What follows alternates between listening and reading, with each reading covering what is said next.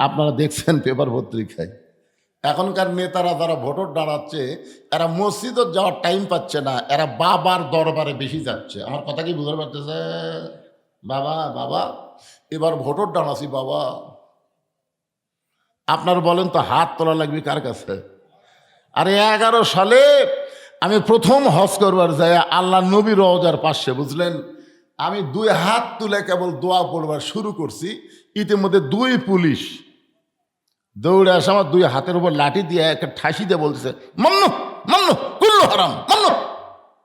মানে আমাকে বলতেছে যে আল্লাহ ছাড়া নবীর রওজার পাশেও হাত তোলা হারাম। একমাত্র হাত তুলতে পারবো কার কাছে? তাহলে বাবার দরবারে যায় হাত তুলতেছে, এর কি ইমান ঠিক আছে? এই জন্যে 2 শ্রেণীর মানুষকে আল্লাহ তাআলা আজকে মাফ করবে না। একটা হলো মুশরিক আর একটা হলো হিংসুক। আজকে সারা রাত ইবাদত করবি কিন্তু জমির আল ঠেলবি, এরকম কিছু লোক আছেন নাই? সারা রাত ইবাদত করবি, পরের গীবত করবি, দেখবারই পারে না। দুনিয়াতে ওর চাইতে ভালো মানুষ কেউ নাই, সব লোক খারাপ। আল্লাহ কই সারা রাত উপর হয়ে থাকলো তোর একটা দোয়াও কবুল হবি না। এই 2টা জিনিস অন্তর থেকে বাইর করে দাও। একটা হলো মুশরিক, একটা হলো মুশাহিদ, একটা হলো শিরক আর একটা হলো হিংসা বিদ্বেষ। এই 2টা জিনিস যদি অন্তর থেকে বের করে দিবার পারেন, আজকে রাতের সমস্ত রহমত বরকত আল্লাহ আপনার জন্য কবুল করবে। ধরে কোন সুবহানাল্লাহ।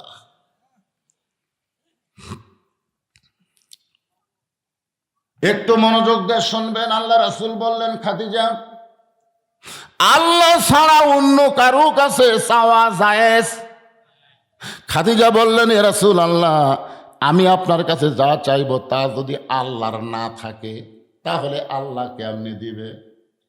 আপনারা বলেন তো, আল্লাহর নাই এই কথা বলা যাবে? আল্লাহর সব আছে। তাহলে সূরা ইখলাস আপনারা পড়েননি?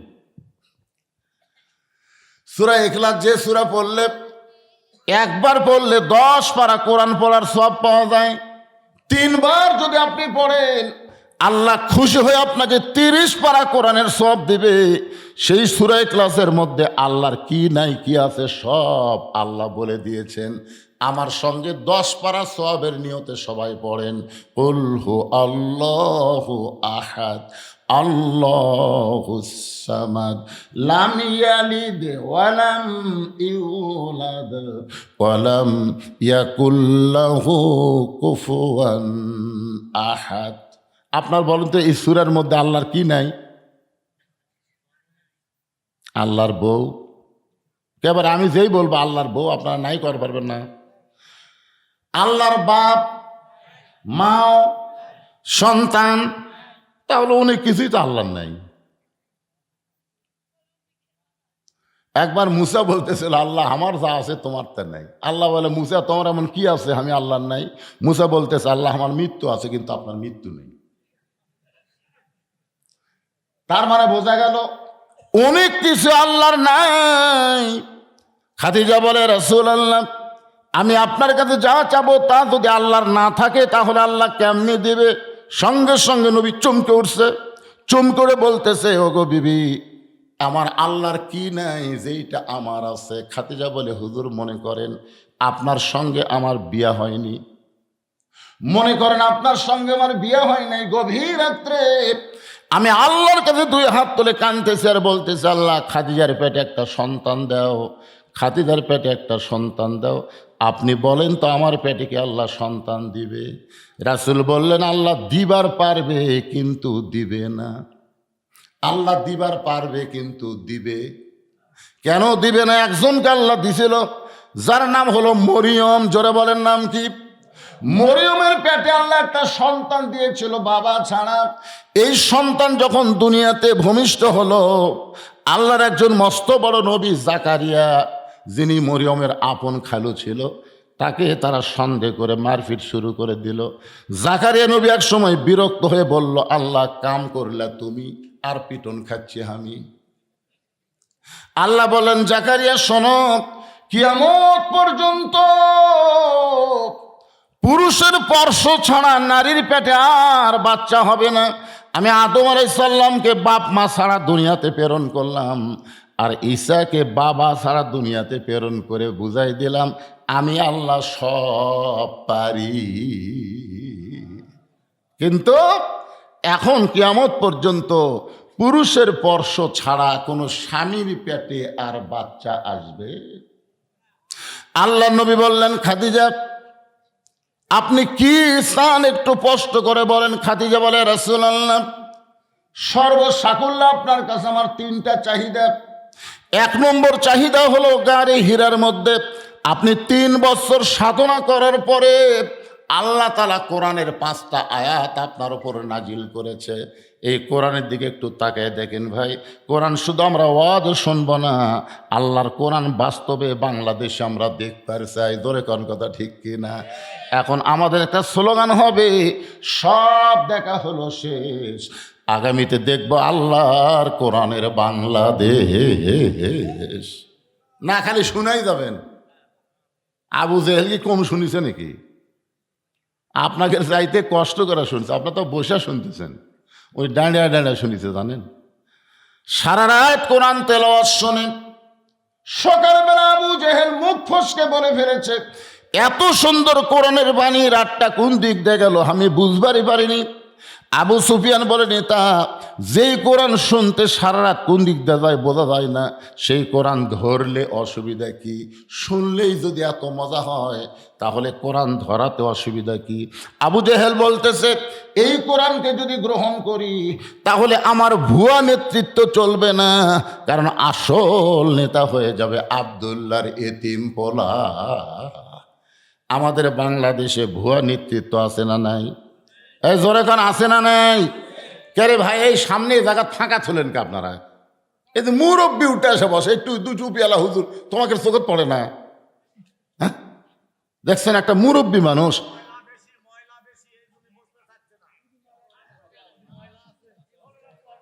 আল্লাহ আজকে তোমার কোরআনের মাহফিলে এসে যেই কাপড়ে ময়লা লাগবে ওই কাপড়ওয়ালার জন্য তুমি জাহান্নামের আগুন হারাম করে দাও।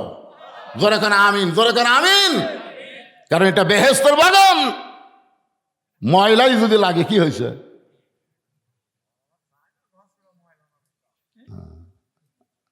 আজকের রাত হলো নাজাতের রাত, মুক্তির রাত। সুবহানাল্লাহ না কেন? কি রাত পাচ্ছেন? এতক্ষণ বাড়িতে থাকলে তো লাখ টাকা ঘুম পাড়তেছিলেন, কিন্তু আল্লাহ এই জান্নাতের বাগান আপনাদের কবুল করেছে। আপনারা ভাগ্যবান, আপনারা ভাগ্যবান মানুষ বলেই এটা ভাগ্যের রাত।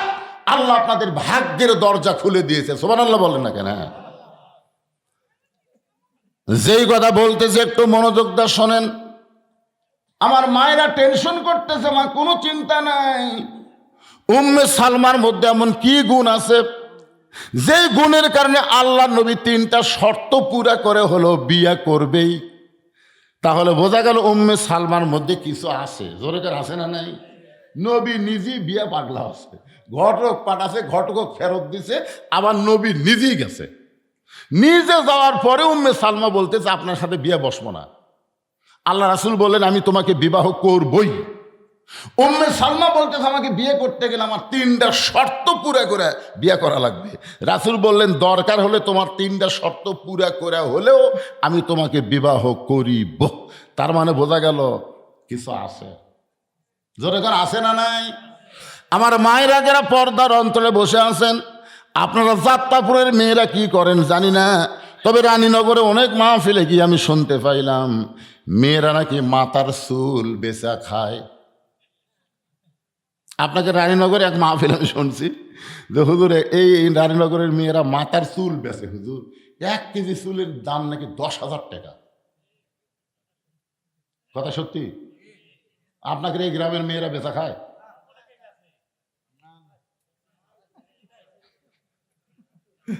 আমার ভাই বলতে না না না, নিজের গ্রামের দুর্নাম করবে। আপনি থাকেন না তো বুঝবেন কি? শোনেন না, মেয়েদের মাথার চুল লাড়ে সেড়া শুধু একজন ব্যক্তি দেখতে পারবে, সেই ব্যক্তি হলো তার স্বামী। হুন্না লিবাসুল্লাকুম ওয়া আনতুম লিবাসুল্লাহুন্না। স্বামী ছাড়া মেয়েদের মাথার চুল লাড়ে সেড়া কেউ দেখতে পারবি না। বাপও মেয়ে যদি বড় হয়, বাপও মেয়ের চুল লাগাছাড়া দেখতে পারবে না।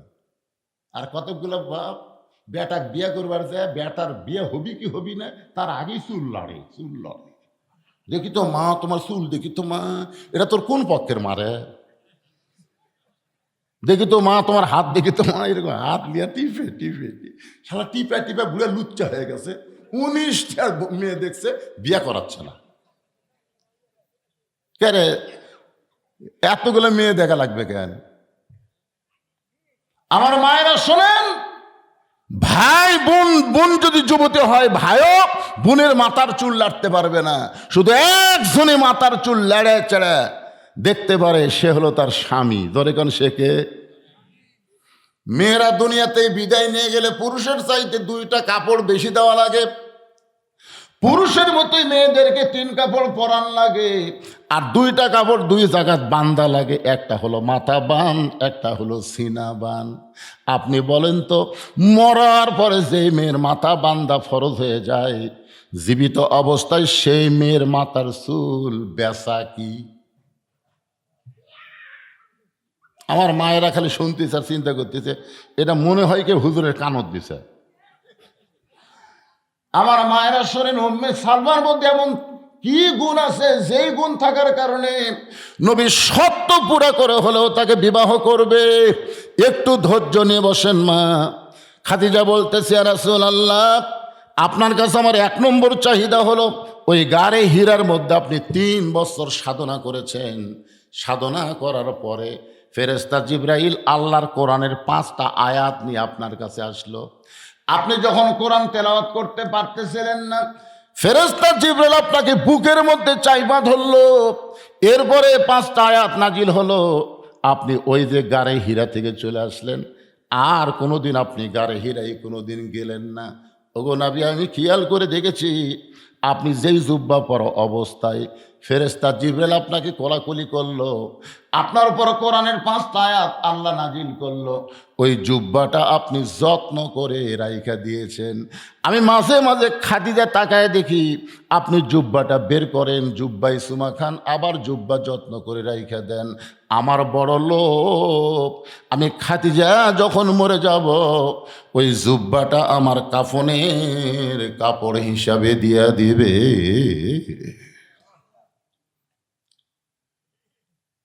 যেই মানুষটা জান্নাতের 1 নম্বর, আল্লাহ নবী বলেছেন পুরুষের 1 নম্বর জান্নাতি হলো আবু বকর, আর নারীদের মধ্যে 1 নম্বর জান্নাতি হলো খাদিজাতুল কুবরা। সেই মানুষটা অন্ধকার কবরকে কেমন স্মরণ করে।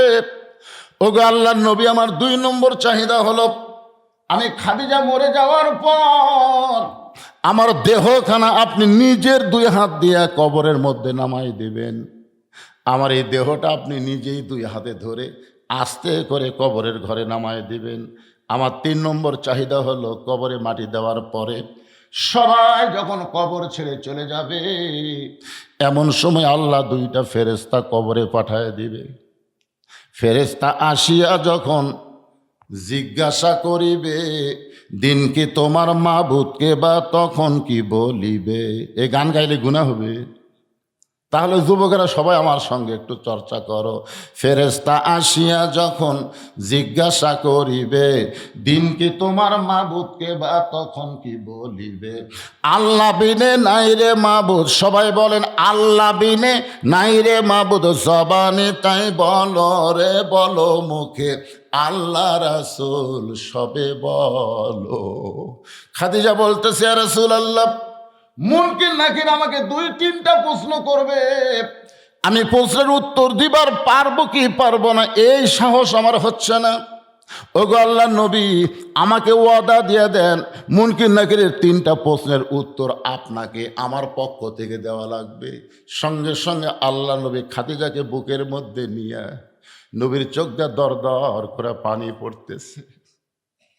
কারণ দুনিয়াতে যখন খাদিজার সঙ্গে নবীর বিয়ে হয়, খাদিজার সঙ্গে যখন নবীর বিয়ে হয়, তখন খাদিজার হাত নবীর হাতে কেউ তুলে দেয় নাই, বরং নবীর চাচা আবু তালেব এসে আল্লাহ নবীর দুইটা হাত খাদিজার হাতে তুলে দিয়ে বললেন, মা শিশুকালে মইরা গেছে মা, গর্ভে থাকতে মরছে পিতা নবী চোখে দেখলেন না, কে করিবে লালন পালন, কে দিবে সান্ত্বনা,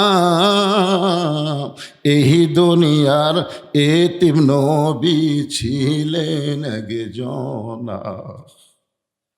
খাদিজা শুধু নবীর বউ ছিলেন না, আল্লাহ নবীকে লালন পালন করেছেন। সেই খাদিজা যখন বলতেছে, ইয়া রাসূলুল্লাহ, আমি যখন মরে যাব আমার তিনটা চাওয়া আপনাকে পুরা করা লাগবে। নবীর চোখ দিয়ে দর দর করে পানি পড়তেছে। আল্লাহ নবী খাদিজাকে বুকের মধ্যে নিয়ে বললেন, খাদিজা, ওই আল্লাহর শপথ করে বলতেছি, আমার আগে যদি আপনার মৃত্যু হয় তাহলে আপনার তিনটা চাওয়াই আমি পুরা করব ইনশাআল্লাহ। এখানে কিন্তু নবী একটা মারাত্মক কথা বলেছেন। নবী বলেছেন, আমার আগে যদি আপনার মৃত্যু হয়। এই কথার দ্বারা বোঝা গেল কে কখন মরবে এটা আল্লাহর নবীও জানে না। ঠিক কথাটা বলেন না কেন? আবাদ পুকুরে দুই বন্ধু ঝগড়া লাগে, বলতে আমাকে চিনিস, আমাকে চিনিস, খালি বগুড়ার থেকে ঘুরে আসা তো সাইজ কর্ম রে, এখন বার হচ্ছি খালি ঘুরে আসি।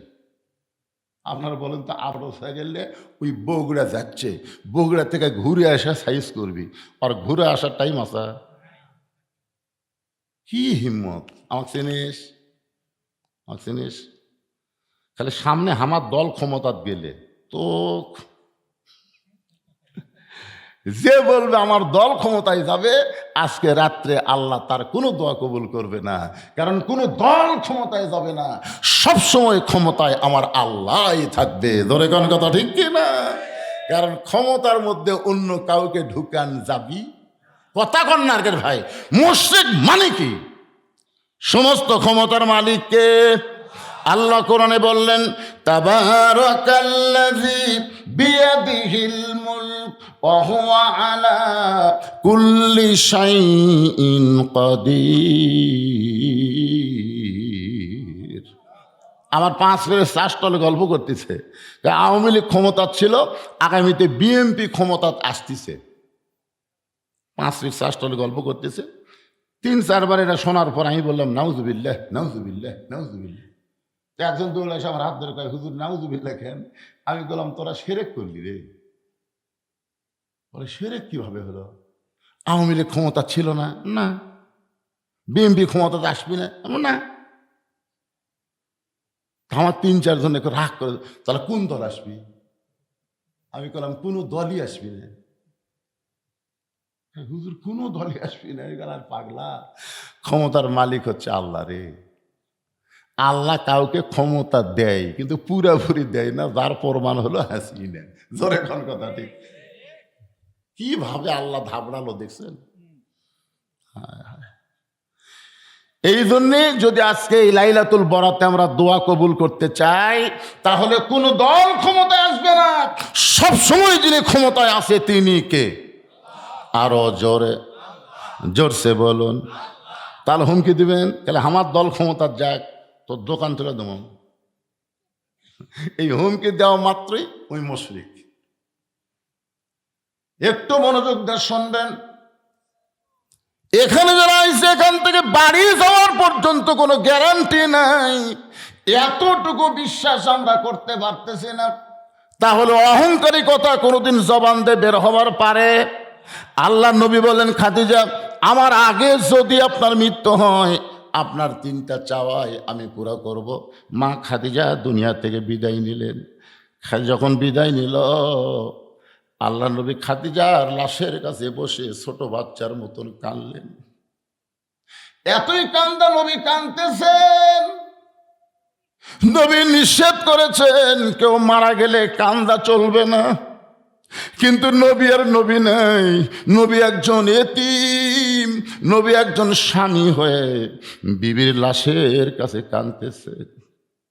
নবী তাকায় দেখে বাহিরে খাদিজার পেট থেকে 4টা মেয়ে হয়েছে। সেই 4টা মেয়েও কাঁদতেছে। 3টা মেয়ের কান্নার শব্দ শোনা যায়। বড় মেয়ের নাম হলো জয়নাব, মেজো মেয়ের নাম হলো রোকেয়া, আর তৃতীয় মেয়ের নাম হলো কুলসুমা, আর চতুর্থ মেয়ের নাম হলো খাতুনে জান্নাত ফাতেমা। রাসূল চোখের পানি মুছে দেখে তিনটা মেয়ে কাঁদতেছে জোরে জোরে, কিন্তু ফাতেমা কাঁদতেছে, চোখ দিয়ে পানি পড়তেছে, গাল বয়ে বয়ে, এমনকি থুতুনি পর্যন্ত ভিজে মাটির পানি পড়তেছে, কিন্তু কান্নার কোনো শব্দ শোনা যায় না। আল্লাহ রাসূল তিনটা মেয়ের মধ্যে ফাতেমাকে ঘরে ডাকলেন, ফাতেমা তোমার মা দুনিয়া থেকে বিদায় হয়ে গেছে, তুমি একটু আমার কাছে আসো তো মা। ফাতেমা যেই মাত্র নবীর কাছে গেল, আল্লাহ নবী ফাতেমাকে বলতেছে, ফাতেমা রে, তোমার মা দুনিয়া থেকে বিদায় নেওয়ার আগে আমাকে দুইটা ওসিয়ত করেছে, ওসিয়ত পালন করা হলো ওয়াজিব। ফাতেমা বললেন, বাবা কি ওসিয়ত করেছে? আল্লাহ নবী বললেন, এক নম্বর ওসিয়ত হলো তোমার মাকে তুমি একা একাই গোসল করান লাগবে, অন্য কেউ সঙ্গে রাখা যাবে না। ফাতেমা বলতেছেন, বাবা আমার আরও তিনটা বোন আছে, ওদেরকে যদি সঙ্গে না নেই ওরা মন খারাপ করবে। আল্লাহ রাসূল বললেন, কে কি মন খারাপ করলো ওইটা কোনো ব্যাপার না, কারণ ওসিয়ত পালন করা হলো ওয়াজিব। দুই নম্বর ওসিয়ত হলো তোমার মাকে তুমি একা একাই কাফনের কাপড় পরায় দিবা, অন্য কাউকে সঙ্গে নেওয়া যাবে না। ফাতেমা বললেন, বাবা আমার মাকে কাফনের কাপড় পরানোর সময় আমার তিনটা বোনকে কি সঙ্গে নেওয়া যাবে না? রাসূল বললেন, তোমার মা ওসিয়ত করেছে তুমি শুধু একা একাই গোসল করাবা, একা একাই কাফনের কাপড় পরাবা। এখান থেকে বোঝা গেল ওসিয়ত করা যায় আছে না নাই? এ জোরে কানা আছে না নাই? আপনি ওসিয়ত করবেন মরার আগে, ওসিয়ত করবেন আমি মরে গেলে কোনো বেনামাজি যেন আমার কবর খুঁড়তে না পারে, এইরকম ওসিয়ত করবেন। দরকার হলে 5 জন নামাজিকে আপনি হাদিয়া দিয়ে দিয়ে বলবেন, ভাই আমি যদি মরে যাই যতই কষ্ট হোক তোমরা আমার কবরটা খোঁড়ো, কারণ বেনামাজি কবর খুঁড়লে ওইটা কবর থাকে না, ওই কবরটা যেন জাহান্নাম হয়ে যায়। কারণ বেনামাজি মুসলমান না। ধরে কারণ বেনামাজি কি নয়? এ কথা কর না, কিন্তু বাপের কথা বলতেছি। বেনামাজি কি নয়? মুসলমান নয়। আমাদের এলাকায় দেখেছি কেউ মরে গেলে ওরাই 5 জন, গোটা এলাকার মধ্যে যত কবর খুঁড়বে ওরা 5 জন চুক্তি লিছে। কেউ মরে গেলে এসে কয় আমার বাপ মরছে, আগে 5 প্যাকেট সিগারেট দে। 5 জনক 5 প্যাকেট সিগারেট দিছে, ওরা কোদাল টোদাল জ্বালিয়ে গোরস্থান দিয়েছে, সিগারেট ধরে যাই কবর দাগতে দিচ্ছে, ওর মুখত একটা সিগারেট, যাই কবরে কোদাল মারতেছে ওর মুখত একটা, যাই কবর সমান করতেছে ওই একটা, যাই মাটি টেনে তুলতেছে ওর মুখতে একটা, যাই বসে থাকায় গোয়েন্দারি করতেছে এই কবর দেখা হচ্ছে ওই একটা। তা আপনারা বলেন 5টা সিগারেট যদি একটা গোরস্থানে একসাথে টানে, ওই জায়গাত কোনো ফেরেশতা থাকবে? কথা কয় না পারে। ফেরেশতারা কি দুর্গন্ধ সহ্য করা পারে? তো গোরস্থানে সব ফেরেশতা রাস্তার যা খাড়ায় আছে। আল্লাহ বলতে চাই, ফেরেশতাই গোরস্থান বাদ দিয়ে রাস্তাত কেন? আল্লাহ যে হারে বিড়ি টানতেছে এই দুর্গন্ধ তো আমরা থাকতে পারতেছি না। এখন চিন্তা করেন 5 প্যাকেট সিগারেট খাতে খাতে কবর খোঁড়া শেষ, কবর খোঁড়া শেষ আছে, কিন্তু কবরের এলাকার থেকে বিড়ির গন্ধ কি শেষ? কারণ যে লোক বিড়ি খায় আর কাপড়ও গন্ধায়, যে লোক বিড়ি খায় ওই যে ঘরত থাকে ও ঘরও গন্ধ, যে লোক বিড়ি খায় আর বালুসও গন্ধ, খেতা গন্ধ, কম্বল গন্ধ। আর এখন 5 প্যাকেট সিগারেট খেয়ে কবর খড়িছে, ওই মাটির মধ্যে সিগারেটের পাচা পড়ে আছে, ওই কাঁচা মাটির মধ্যে ধোঁয়া ছেড়ে দিছে, তখন ওই মাটির কাঁচা মাটির মধ্যে গন্ধ আটকে লিছে। এখন কবরে মাটি দিয়ে সবাই যখন চলে গেছে, মুনকির নাকি তো এখন ঢুক পেরছে কেরে বিড়ি বিড়ি গন্ধ। এখন আল্লাহর হুকুম ঢোকা লাগবি, আল্লাহর হুকুম কি ঢোকা লাগবি।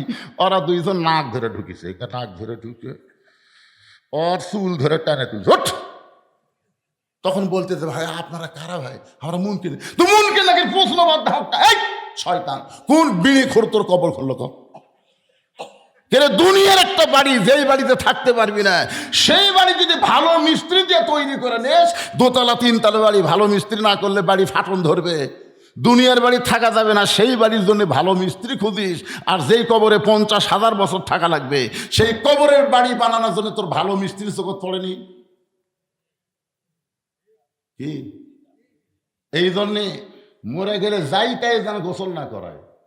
কোনো ব্যক্তি যখন মারা যাবে, মসজিদের মুয়াজ্জিনকে আপনারা 3,000 টাকা হাদিয়া দিবেন, 5,000 টাকা হাদিয়া দিবেন। হাদিয়া দিয়ে আপনার বাপকে, আপনার দাদাকে গোসল করায় নেবেন, বা আপনিও মরার আগে মুয়াজ্জিন সাহেবকে হাদিয়া দিয়ে বলবেন, কারণ আপনাদের গ্রামে যত মানুষ আছে সমস্ত মানুষের চাইতে উত্তম মানুষ হলো মসজিদের মুয়াজ্জিন। ঠিক করলেও ঠিক, না করলেও ঠিক, মুয়াজ্জিন থেকে পছন্দ হচ্ছে না। আল্লাহ রাসূল বেলালকে কাছে ডাকতে বললেন, বেলাল, আমি যখন লাইলাতুল মেরাজে জান্নাতের মধ্যে ঢুকতেছিলাম, আমি জান্নাতে ঢোকার পরে আমার বাম সাইডে খড়ম পা দিয়ে কে যেন জোরে জোরে হেঁটে যায়। আমি নবী চমকে গিয়ে বললাম, জিবরাইল, যেই জান্নাত এখন পর্যন্ত কেউ দেখে নাই, আমি নবী জান্নাতের মধ্যে ঢুকলাম, কিন্তু আমার বাম সাইড দিয়ে কে হেঁটে হেঁটে যায়? জিবরাইল বলে, নবী গ, আপনি হলেন ইমাম, আর ওইটা হলো মুয়াজ্জিন।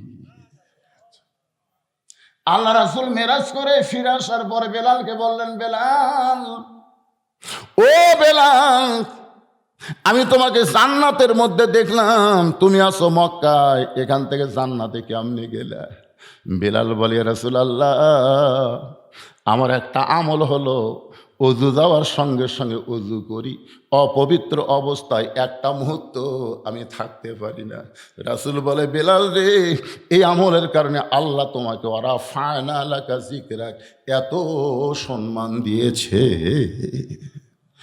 যখন 5 ওয়াক্ত নামাজ কায়েম হয়ে গেল, বেলালকে আল্লাহর পক্ষ থেকে যখন মুয়াজ্জিন করা হলো, একদিন মদিনায় হাজার হাজার সাহাবীদের মধ্যে আল্লাহ নবী বেলালকে কাছে ডাক দিয়ে বলেন, বেলাল, দেখি তুমি আমার একটু কাছে দাঁড়াও। হযরত বেলাল যখন নবীর কাছে দাঁড়াইল, নবী বলেন, বেলাল রে, আমার চাইতে তোমাকে খাটো দেখা যায়। বেলাল বলে, হুজুর, আপনি হলেন ইমাম, আমি হলাম মুয়াজ্জিন, আপনার চাইতে তো আমি খাটো হবই। রাসূল বলে, বেলাল, এই দুনিয়াতে তুমি ইমামের চাইতে খাটো হলে কি হবে? হাসরের ময়দানে আল্লাহ তাআলা ইমামের চাইতে মুয়াজ্জিনের মাথা উঁচু করে দিবে। শুধু মাথা উঁচু করবে না, আল্লাহ কুদরতি হাত দিয়া মুয়াজ্জিনের মাথায় একটা নূরের টুপি পরায়া দিবে। তাহলে আপনি মারা গেলে আপনার লাশটা মুয়াজ্জিন গোসল করায় দিবে।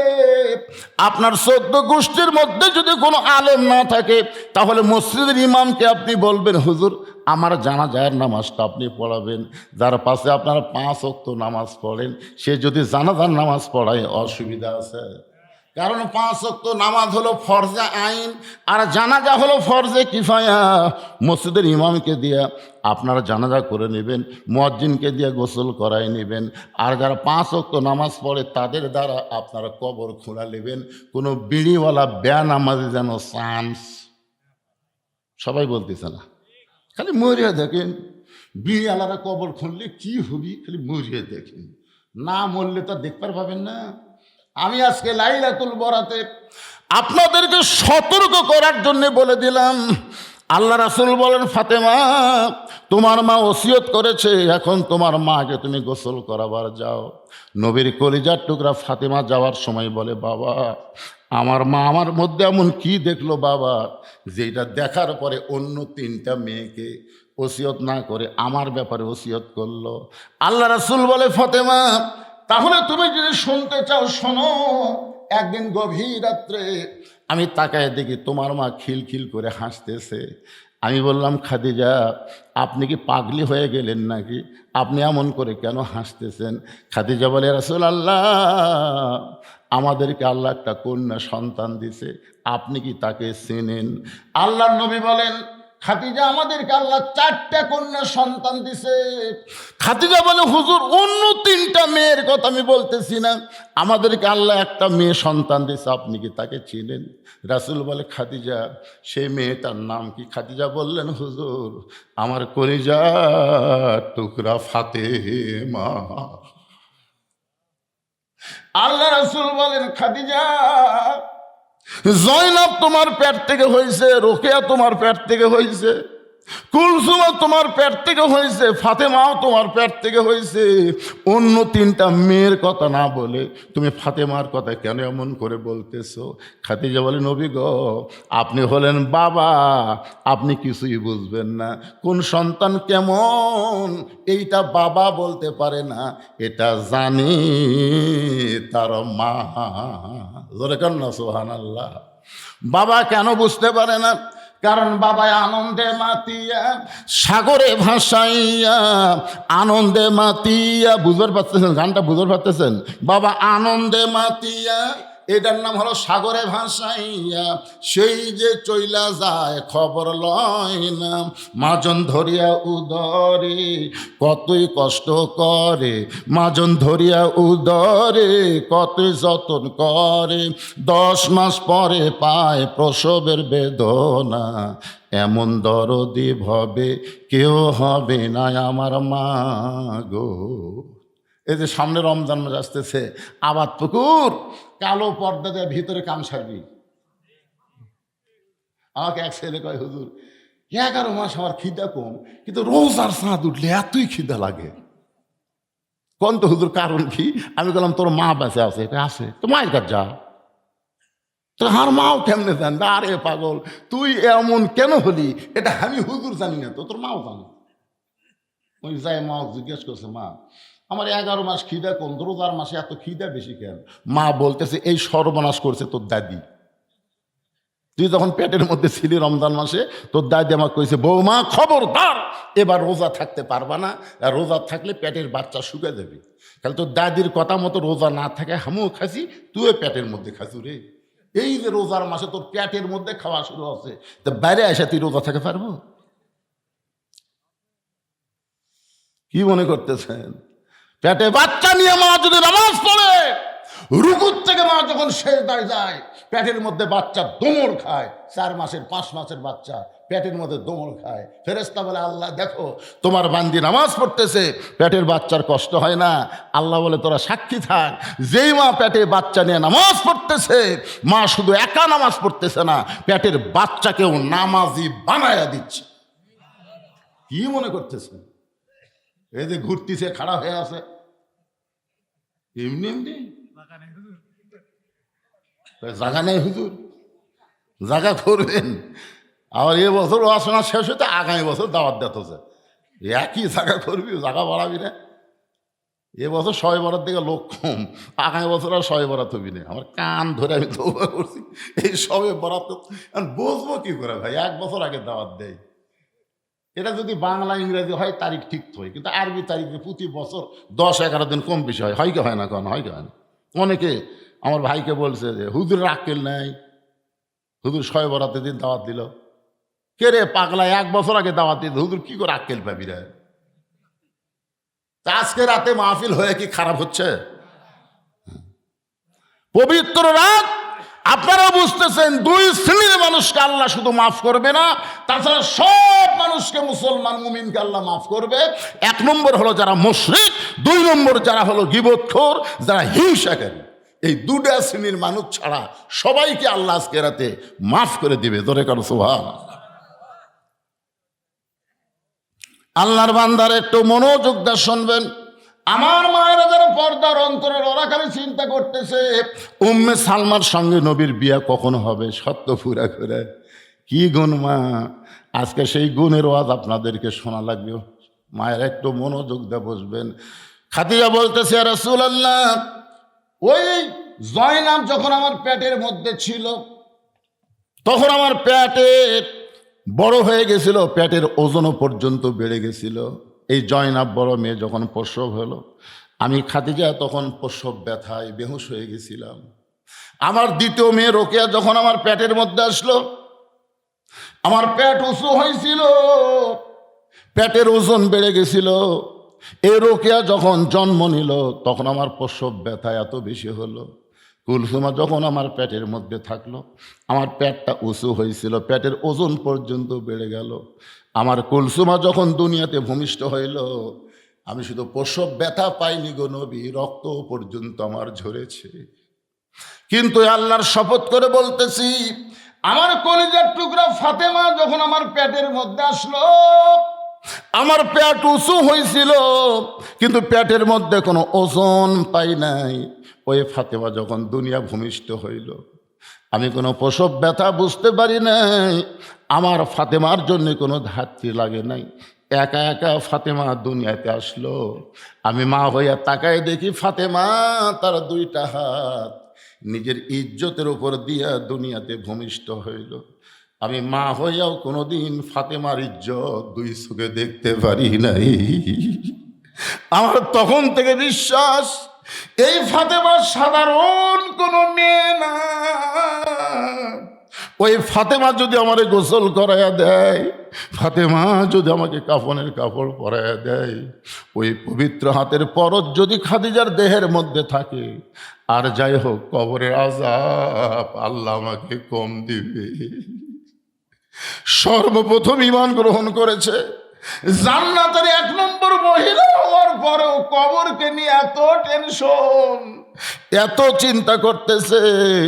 নবীর মেয়ে ফাতেমা এবার মাকে গোসল করানোর জন্য ঘরের মধ্যে ঢুকলেন।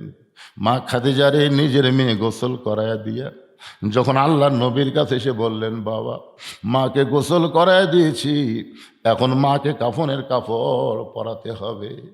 আল্লাহ নবী আস্তে করে গিয়ে ওই যত্ন করে রাখা ওই জুব্বাটা বের করে এনে ফাতেমার হাতে দিয়ে বললেন, মা এই জুব্বাটাই তোমার মাকে কাফনের কাপড় হিসাবে পরায়া দাও। ফাতেমা চোখের পানি বের করে বলে, বাবা মক্কার দোকানে কি নতুন কোনো কাপড় নাই? নতুন কোনো কাপড় না দিয়া এই পুরাতন জুব্বা কেন দিচ্ছেন বাবা? আমি শুনেছি আমার মায়ের মুখে, আমার মা যখন মক্কার সব চাইতে ধনবতী রমণী ছিল, আপনি তখন ছিলেন মক্কার সব চাইতে গরিব, আপনি অনাথ ছিলেন, আপনি এতিম ছিলেন। আমার মাকে আপনি ধনী রমণীকে বিয়ে করলেন, আমার মায়ের যত সম্পদ ছিল সব আল্লাহ রাস্তায় দান করে দিল। এরপরেও কি বাবা আপনি মক্কার দোকান থেকে নতুন কোনো কাপড় দিবার পারলেন না? এই পুরাতন জুব্বা কেন দিচ্ছেন বাবা? মা মরে যাওয়ার সঙ্গে সঙ্গে মায়ের প্রতি কি আপনার দয়া কমে গেল? আল্লাহ রাসূল বলে, ফাতেমা রে, এই জুব্বা আমি তোমার মাকে দিচ্ছি না মা, এই জুব্বা আমি তোমার মাকে দিচ্ছি না, বরং তোমার মা এই জুব্বা আমার কাছে চাইছে। এই জুব্বা দুনিয়ার সাধারণ কোনো জুব্বা নয় ফাতেমা, এই জুব্বার সাথে আল্লাহর কোরআনের সম্পর্ক রয়েছে। আপনারা বলেন তো, যার সাথে আল্লাহর কোরআনের সম্পর্ক থাকে তার দাম বাড়ে না কমে? আরো জোরে বলেন, বাড়ে না কমে? আগামী 12 তারিখে আমাদের বাংলাদেশে একটা নির্বাচন হবে। মানুষের আইন দিয়ে, আল্লাহর কোরআন দিয়ে একটা খেলা শুরু হবে। সেই খেলায় আমরা যদি কোরআনের সঙ্গে থাকতে পারি, তাহলে আল্লাহ দুনিয়াতে আমাদের দাম বেড়ে দিবে, আখিরাতেও আমাদের দাম বাড়াবে। কারা কারা আল্লাহর কোরআনের সঙ্গে সম্পর্ক করতে চান, 2টা হাত তুলে আমার আল্লাহরে দেখান। লিল্লাহে তাকবীর, হাত নামান। এখানে অনেকে চিন্তা করতে, হুজুর আমি বিএমপি করি, আমি আওয়ামী লীগ করি, আমি এই করি, আমি সেই করি। বিএমপির ভাইয়ের আপনারা জানেন না, বিএমপির যিনি প্রতিষ্ঠাতা তিনাকে যখন হত্যা করা হলো ওই চিটাগাংয়ের সার্কিট হাউসে, হত্যা করার পরে আপনারা অনেকেই জানেন না, তার কাছে একটা ব্রিফকেস পড়েছিল। সবাই মনে করেছিল ব্রিফকেসের মধ্যে অনেক ডলার আছে, অস্ত্রপাতি থাকতে পারে, ব্যাংকের চেক থাকতে পারে, না জানি কি অমূল্য সম্পদ আছে দুনিয়াবি। এইটা মনে করে চিটাগাংয়ে ব্রিফকেস খোলে নাই। ওই ব্রিফকেস ঢাকায় নিয়ে এসে যখন খুললো, গোটা ব্রিফকেস খুলে দেখা গেল 2টা মাত্র জিনিস, একটা হলো জায়নামাজ আর একটা হলো আল্লাহর কোরআন।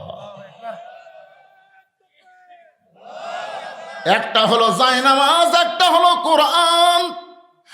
শহীদ প্রেসিডেন্ট জিয়াউর রহমান যে কত বড় আল্লাহর ওলি ছিল, তিনি ধর্ম নিরপেক্ষতাকে কবর দিয়া বিসমিল্লাহির রহমান রহিম দিয়া সংবিধানের শুরু করলো। ইসলামী মূল্যবোধের সরকারকে গঠন করে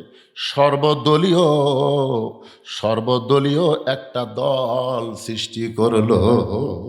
জোরে কোন কথা বল না কেন ভাইজান?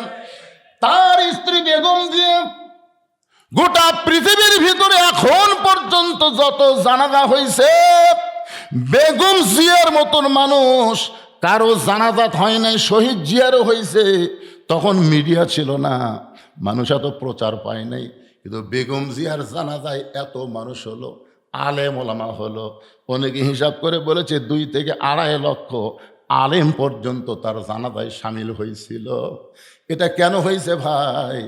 কারণ যতদিন তিনি ছিলেন ক্ষমতার চেয়ারে, আল্লাহ দিয়েছিল কোন আলেমদের হাতে কোনো দিন তিনি হাত করা পড়ান নাই।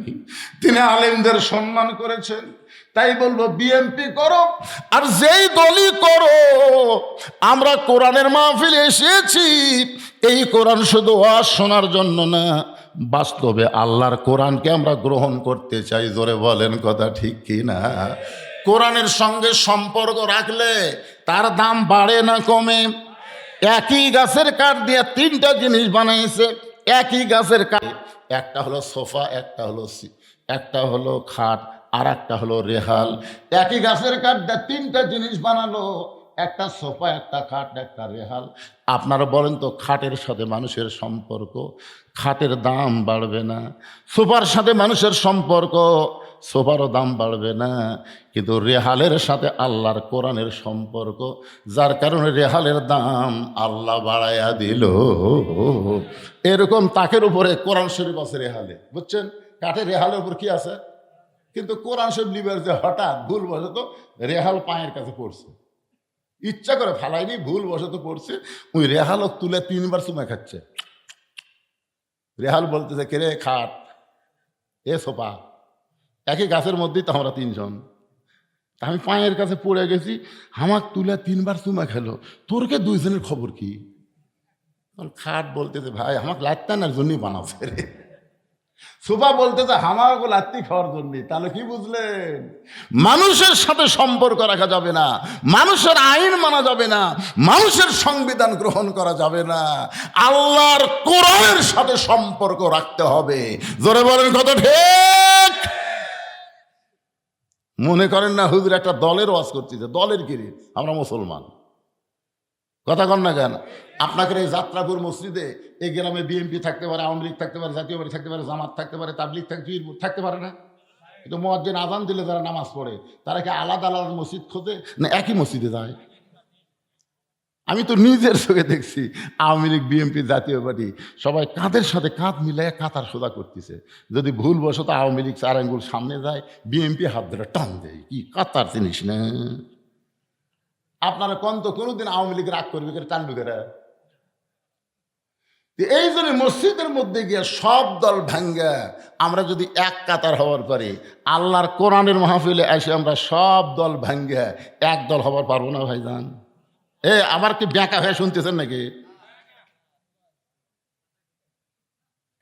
এতগুলো মরদ মানুষ কথা কয় না, খালি মেয়ে মানুষ শুনবার চলে চিল্লা উঠল হনি। আমাকে এলাকায় 2 দল মানুষ খুবই আস্তে কথা কয়। একদল হলো মেয়ে মানুষ, জোরে কথা কইলে পর্দার খেলাপ হয়। আর একদল হলো চোর, এই চোরেরা জোরে কথা কয় না, ধরা পড়ার ভয়। তা আমার সামনে কি মেয়ে মানুষ আছে? আমার সামনে কি চোর বসে আছে? তাহলে আসতে কন কেন? এবার একটা স্লোগান দেওয়া লাগবে, দেখি আপনারা কি রকম সাজে আসেন।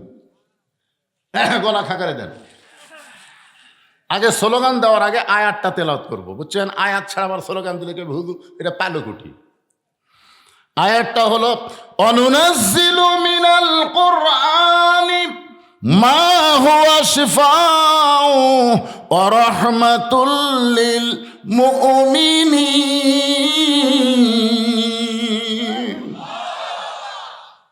এর এখন বাংলা স্লোগান হলো, সব সমস্যার সমাধান আপনার বলবেন দিতে পারে আল কোরআন। সব সমস্যার সমাধান এর চাইতে জোরে পারবেন না। কে রে যারা খাড়া হয়ে আছো, তোমরা কি দিবা না? তোমরা দিচ্ছা? মাশাআল্লাহ, সবাই দিবে। সব সমস্যার সমাধান আল কোরআনের আলো লিল্লাহে তাকবীর, সুবহানাল্লাহ। এক তাকবীরেই শয়তান এলাকা ছাড়া চলে গেছে। আর এই তাকবীর ওয়ালার জন্য আল্লাহ জান্নাতের দরজা খুলে ধরেছে। সালামুন আলাইকুম তিবতুম ফাদখুলুহা খালিদিন। আল্লাহ নবী বললেন, ফাতেমা এই জুব্বা দুনিয়ার সাধারণ কোনো জুব্বা নয় মা, এই জুব্বার সঙ্গে আল্লাহর কোরআনের সম্পর্ক রয়েছে। এই জুব্বা আমি দেইনি মা, তোমার মা এই জুব্বা আমার কাছে চাইছে। ফাতেমার সঙ্গে সঙ্গে জুব্বাখানা নিয়ে, এই জুব্বাখানা নিয়ে সামনে সামনে হাঁটতেছে, আর আল্লাহর নবী পিছনে পিছনে হাঁটতেছে।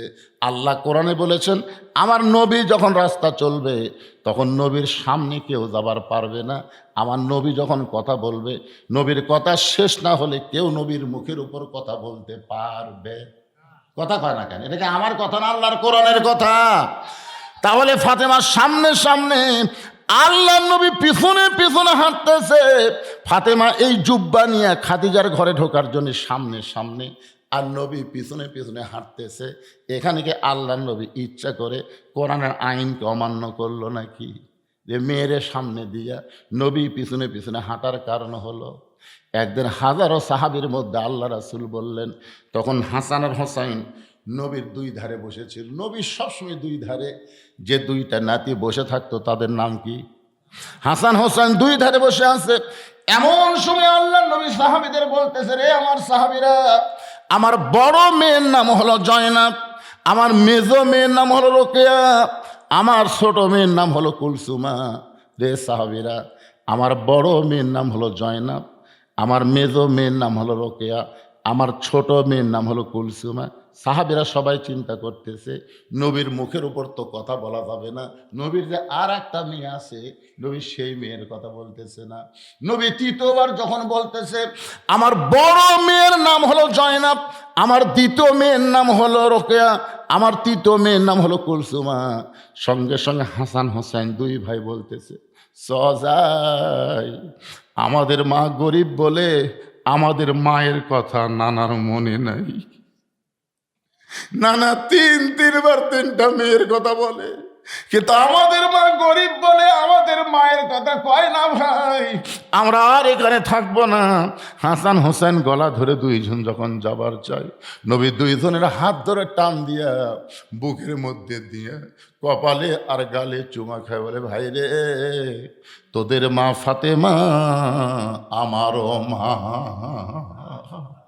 সমস্ত সাহাবেরা বলে, ইয়া রাসূলুল্লাহ, ফাতেমা আপনার মা কেমনে হয়? ফাতেমা তো আপনার মেয়ে, তাহলে মা কেমনে হয়?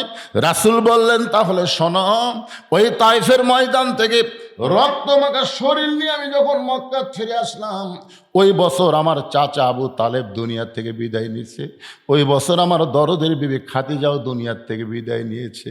আমার রক্তমাখা শরীর নিয়ে আমি যখন ঘরের মধ্যে বসেছিলাম, এমন সময় আমার তিনটা মেয়ে জয়নাব আর রোকেয়া কুলসুমা, এরা তিনজন ঘরের মধ্যে ঢুকে বলতেছে, বাবা, রক্তাক্ত হয়ে তায়েফ থেকে আপনি মক্কায় ফিরে আসলেন, বাবা, এই কষ্ট আপনি কেমনে সহ্য করবেন? আমরা নিষেধ করেছিলাম তায়েফে যাবেন না, এরপরও তায়েফে গেলেন, তায়েফের মানুষ ভালো না বাবা, এত পাথর মারলেই কষ্ট কেমনে সহ্য করবেন? রাসূল বলেন, সাহাবীরা রে, এভাবে কথা বলে তিনটা মেয়ে যখন আমার ঘর থেকে বের হয়ে যায়, এমন সময় সবচাইতে ছোট মেয়ে কলিজার টুকরা ফাতেমা ঘরের মধ্যে ঢুকি দরজা বন্ধ করে দেয়। যেই দরজা বন্ধ করে চাই বললাম, ফাতেমা তুমি কেন দরজা বন্ধ করলা? ফাতেমা বলে, বাবা, মুসা নবীর জন্য আল্লাহ সাগরকে রাস্তা বানায় দেয়, ইব্রাহিম নবীর জন্য আল্লাহ নমরুদের আগুনকে শান্তির বাগান বানায় দেয়, আর আমার বাবার জন্য আল্লাহ তাইফের পাথর তুলা বানাবার পারে না। ও বাবা, আমি মায়ের মুখে শুনেছি আপনি যখন মায়ের পেটে ছিলেন তখন আপনার বাবা মারা গেছে, আপনার যখন 6 বছর বয়স তখন আপনার মা মারা গেছে। বাবা, আমি মনে করেছিলাম আল্লাহ আপনাকে দেখবার পারে, কিন্তু আজকে দেখতেছি আপনি তো আপনার কাজে যাননি বাবা, আপনি তো আল্লাহর কলেমার দাওয়াত নিয়ে তায়েফে গেলেন। তাহলে আল্লাহর কাজ করতে গিয়ে আল্লাহ আরামে বসে আছে, আর আমার বাবার দেহ রক্তাক্ত হয়ে গেছে, আমার কলিজা দিয়ে রক্ত ঝরতেছে। রাসূল বলে, সাহাবীরা রে, ফাতেমা যখন বলতেছে আমার কলিজা যে রক্ত ঝরতেছে, হঠাৎ ঘর থেকে পাগলির মতন বের হয়ে যায়। আমি তাকায় দেখি উঠানে উনানে পানি গরম করে জয়তুনের তেল গরম করতেছে, ঘরের মধ্যে আবার ঢুকে দরজা বন্ধ করে এক টানে আমার মাথা উড়াতের মধ্যে নিয়ে আমার গায়ে রক্ত মাখা জুব্বা খুলে যত জায়গায় তায়েফবাসী পাথর মারছে, সাহাবীরা রে শোনো, ওই গরম পানির মধ্যে নরম কাপড় চুবড়াইয়া চুবড়াইয়া আমার গোটা দেহ পরিষ্কার করে দিয়া ওই নরম আঙ্গুলের মধ্যে জয়তুনের গরম তেল নিয়ে যখন মালিশ করে দেয়, আমি নবী আর নবী নেই, ফাতেমার উরাতকে বালিশ বানায় কখন যেন ঘুমায় গেছি।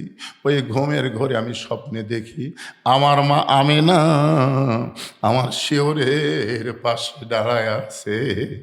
এত বছর পরে মা আমেনাকে দেখে আমি বললাম, মা আইসেন যখন আর আপনাকে যাইতে দিব না। আমি স্বপ্নকে বাস্তব মনে করে যখন আমার মায়ের হাতটা চাইপা ধরেছি, এমন সময় ফাতেমা আমার কপালে চুমা খায়। ওই ফাতেমার চোখের লোনা পানি আমার চোখের মধ্যে ঢুকে ঘুমটা ভেঙে যায়। আমি বললাম, ফাতেমা তুই সব সময় কেন কাঁদতেছিস? ফাতেমা বলে, বাবা আমি কান্দি না, আপনি আমাকে কান্দান। আপনি স্বপ্নে মা বলে আমার হাতটা চাইপা ধরছেন বাবা, এখন পর্যন্ত আমার হাতটা চেপে ধরে আছেন। রাসূল বলে, ফাতেমা রে, স্বপ্নে যদি মা বলে তোর হাতটা চাইপে ধরি মা, তাহলে তুই শুধু আমার মেয়ে না, তুই শুধু আমার মেয়ে না, তোর ভিতরে লুকিয়ে আছে আমার মা আমেনা।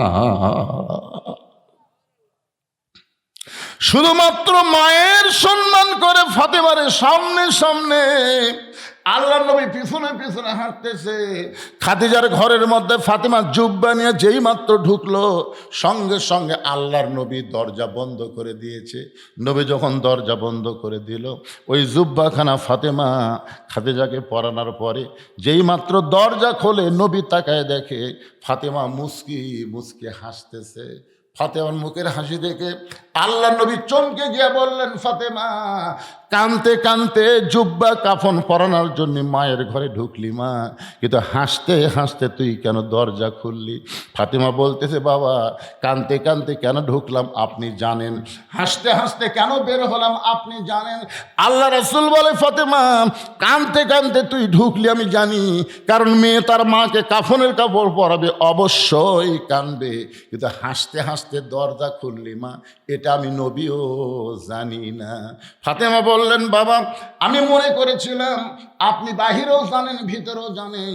রাসূল বলে, ফাতেমা তুই কেন হাসতে হাসতে দরজা খুললি, আমি নবী জানি না। ফাতেমা বলতেছে, বাবা আপনি কি জানবার চান? নবী বলতেছে, অবশ্যই জানতে চাই। আমার কলিজার টুকরা ফাতেমা হাসতে হাসতে কেন দরজা খুললো জানতে চাই। ফাতেমা বললেন, তাহলে আপনি বসেন, আমি হাসতে হাসতে কেন দরজা খুললাম আমি মেয়ে হইয়া বাবাকে জানাবার চাই। জোরে কর সুবহানাল্লাহ। সঙ্গে সঙ্গে আল্লাহ নবী বসে গেলেন। ফাতেমা কি কারণে হাসতে হাসতে দরজা খুললেন আল্লাহর নবী শুনবে, আর নবীর উম্মতের আপনারা যারা বসে আছেন আপনারা শুনবেন না? কারা কারা শুনবেন? আল্লাহকে একটু হাত দেখান তো দেখি। লিল্লাহু আকবার, হাত নামান। আজকে লাইলাতুল বরাত, পবিত্র ফজিলতের রাত। ভাইজান আমার মা বোনদের জন্য উম্মে সালমার ওয়াজ আমি রেখে দিয়েছি। আপনার মনে করেন না আমাকে 9:30টায় তুলে দিছে বলে আমি 10:30টায় ওয়াজ শেষ করবো, তা কিন্তু না। আমি ঘড়ি দেখি, টাইম পাইনি, কটা বাজলে, 11:30 বাজতেছে, তার মানে অনেক সময় হয়ে গেছে। আমি আরও ওয়াজ করবো, অসুবিধা আছে? কিন্তু আল্লাহ নবী বসে আছে। ফাতেমা হাসতে হাসতে কেন দরজা খুললো? নবী শুনবার চাই। তো নবী শোনার জন্য যদি বসে থাকে, আপনারও 10টা মিনিট বসে থাকেন। আর এই 10টা মিনিটের মধ্যে এই মাহফিলের জন্য আমি কিছু হাত পাতাই আপনাদের কাছে। প্রতি বছর মাহফিল করা লাগবে। এখানে আসার পরেই শুনলাম একজন আল্লাহর বান্দা আগামী বছর 2.5 মণ মাছ দান করে দিছে। কিন্তু তার নাম বলে নাই। আমরা শুধু তার জন্য দোয়া করব যে এই নিয়ত করেছে আল্লাহ যেন তাকে মাসের মধ্যে বরকত দেয়, ব্যবসার মধ্যে বরকত দেয়, হায়াতের মধ্যে বরকত দেয়। সকলে বলে আল্লাহুম্মা আমিন। এখানে এমন কোনো আল্লাহর বান্দা আছেন যে হুজুর আগামী বছর এই সালে সব মাহফিল হবে, তার জন্য আমি 1 বস্তা চাউল দেবো? 1 বস্তা চাউল দেওয়ার একটা লোক হাত তোলেন। যে হুজুর ইসালে সব মাহফিলে আমি 1 বস্তা চাউল দেব, আমি 2 বস্তা চাউল দেব। বস্তা 2 রকম আছে, একটা 25 কেজি, একটা 50 কেজি। আপনাকে উল্লেখ করে দেওয়া লাগবে 25টা দিলে না 50 কেজিটা দিলে। হ্যাঁ, কে 25 কেজি দিবে? নাম কি? ওই কে রে? এই গ্রামের লোক মরছে কে রে? লিল্লাহু আকবার।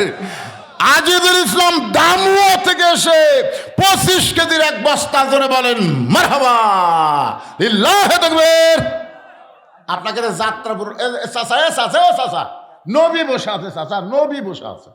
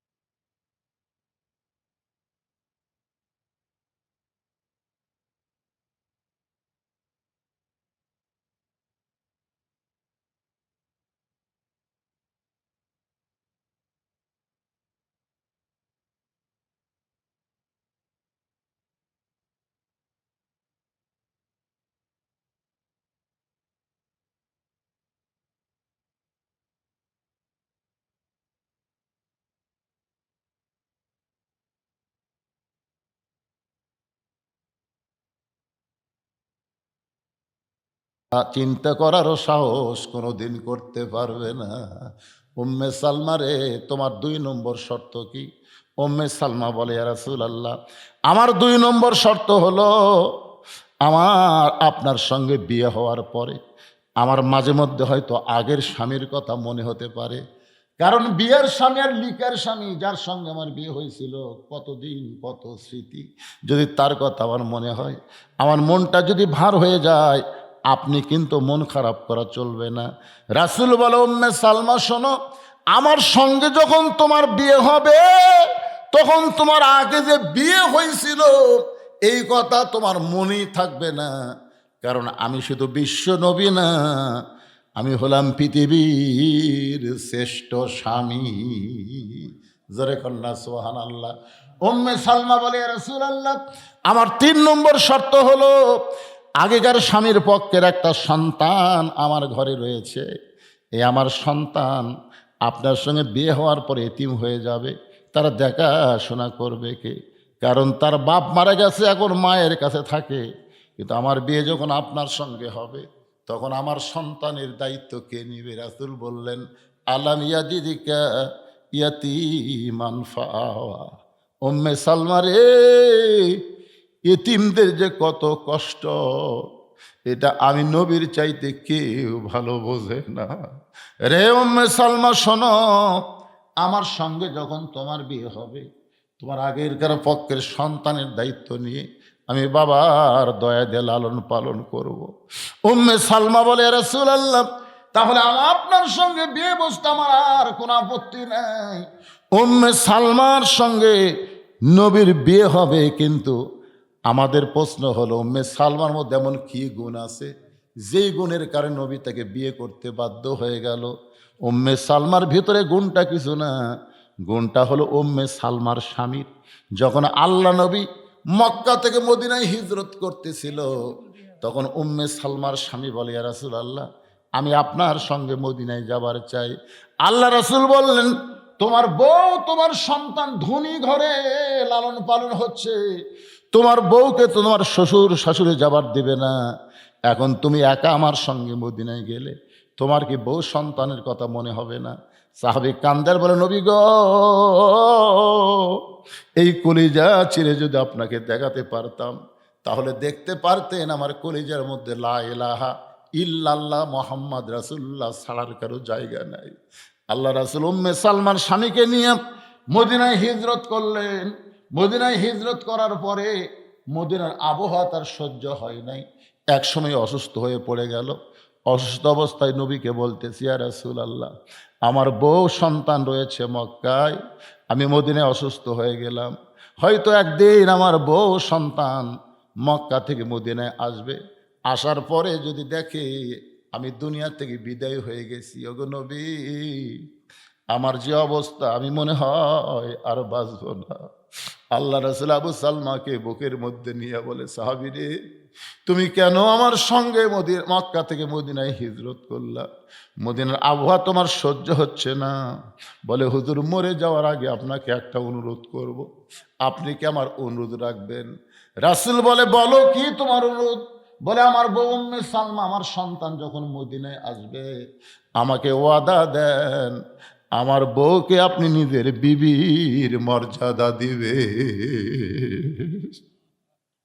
উম্মে সালমাকে রাসূল বলতেছে, রে উম্মে সালমা, তোমাকে বিয়ে করার জন্য আমি পাগল হইনি রে, কিন্তু তোমার মৃত স্বামীর কাছে আমি ওয়াদাবদ্ধ হয়েছিলাম, এই কারণেই তোমাকে আমার বিবি হিসাবে সম্মান দিয়ে দিলাম। বাজান, আজকের লাইলাতুল বরাতে রজনীর দিকে খেয়াল করে আমরা কবর, হাসর, মিজান, নানা ধরনের আমলের কথা শুনলাম। আমরা এখান থেকে বাড়িতে যাব, বাড়িতে যাওয়ার পরে আমরা তাহাজ্জুদের নামাজ আদায় করব। তাহাজ্জুদের নামাজ আদায় করে কিছু সময় জিকির আজকার করব, আমরা কোরআন শরীফ তেলাওয়াত করব। ফজরের নামাজ আল্লাহ যেন জামাতের সঙ্গে আদায় করার তৌফিক দেয়, ধরে কন আমিন। এখন বলেন তো, তাহলে কি আজকের মাহফিল এই তারিখে হওয়া ক্ষতি হয়েছে? আল্লাহ যেন লাভবান হিসাবে কবুল করে। সকলে বলে আল্লাহুম্মা আমিন। ইস্তিগফার পড়ে, আস্তাগফিরুল্লাহ রব্বি মিন কুল্লি জামবি ওয়া তুবু ইলাই, আস্তাগফিরুল্লাহ রাব্বি মিন কুল্লি জামবি ওয়া আতুবু ইলাইহি লা হাওলা ওয়ালা কুওয়াতা ইল্লা বিল্লাহিল আলিয়্যিল আযীম। সভাপতি সাহেব ভাইজান কিছু বলবেন আপনি? আচ্ছা, জি জি জি। এরা একটু চালু করে দাও বাবা।